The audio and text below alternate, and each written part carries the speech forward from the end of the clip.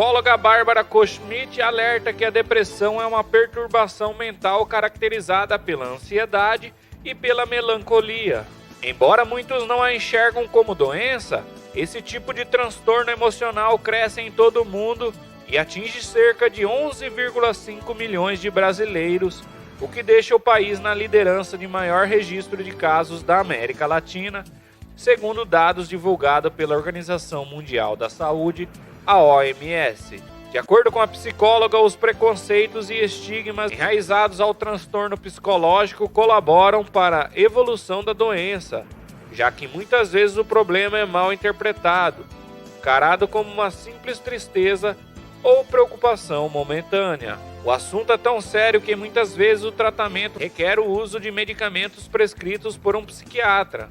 Por isso, especialistas alertam que a depressão e demais transtornos afetivos precisam ser encarados de forma mais séria pelas pessoas, lembrando que é uma doença e exige um acompanhamento profissional. O que acontece é que antes as pessoas já vinham passando por um quadro de transtorno, né? As pessoas já vinham sofrendo de ansiedade e de depressão, e que com a pandemia as pessoas tiveram que lidar mais com as incertezas e com as inseguranças.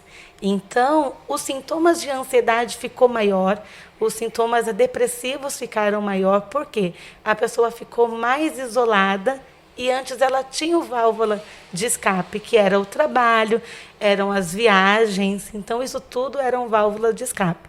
Com a pandemia, essas válvulas não existiam mais e os sintomas de ansiedade e depressivos ficaram maior, que foram as alterações no sono, o aumento de peso. Isso também aconteceu muito porque as pessoas ficaram mais em casa. Com o aumento da ansiedade, começaram a desenvolver a compulsão alimentar, os sintomas associados à tristeza, a crises de choro, a angústia, a falta também de apetite, assim como pessoas aumentaram a compulsão, outras elas pararam de comer porque elas não sabiam lidar com o medo e com a insegurança. Então, esses são alguns dos impactos que começaram a afetar o ser humano em geral, que é basicamente o aumento da ansiedade e da depressão. A pandemia, ela é um fator incontrolável ao ser humano, né? Então, o medo existe por conta disso, porque a gente tem medo de tudo que não está no nosso controle. E aí o que a gente tem que pensar é que a gente não tem o controle de nada. Na verdade, a vida, a morte, o emprego, o casamento, a saúde, não são coisas que estão no nosso controle. E o que a gente faz quando alguma coisa não está no meu controle? Eu aprendo a criar algumas estratégias para que eu aprenda a me proteger e a me oferecer uma segurança. Então, o que a gente faz? A gente pensa o que está no meu alcance ser feito. Aí eu penso na minha família, eu penso na minha saúde, eu penso no meu fator financeiro e tento buscar deixar as coisas em equilíbrio. A saúde, eu faço o que está ao meu alcance para eu não me expor tanto. A vida, às vezes, é financeira, que começa a apertar, eu vejo as prioridades, aprendo a lidar com a prioridade para que ela fique também um pouquinho em equilíbrio.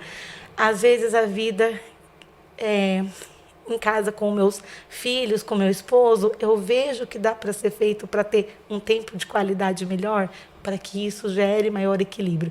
Então, o que acontece é que o medo e a incerteza, ela existe sempre que alguma coisa não está no meu controle, no meu alcance. A pessoa que ela consegue lidar com os riscos e com as incertezas e que mantém um equilíbrio, ela consegue lidar melhor com a pandemia. Existem pessoas que se alteram muito com os fatores externos por não ter o equilíbrio interno dela. E aí a pessoa precisa saber o que dá para ela esse equilíbrio. Se é a família, se é a igreja, se é uma leitura, se é mesmo a questão financeira, o trabalho, se é o estudo. Então a pessoa precisa buscar um equilíbrio interno para que ela se fortaleça e ela estando mais forte, consequentemente, ela vai lidar melhor com a pandemia.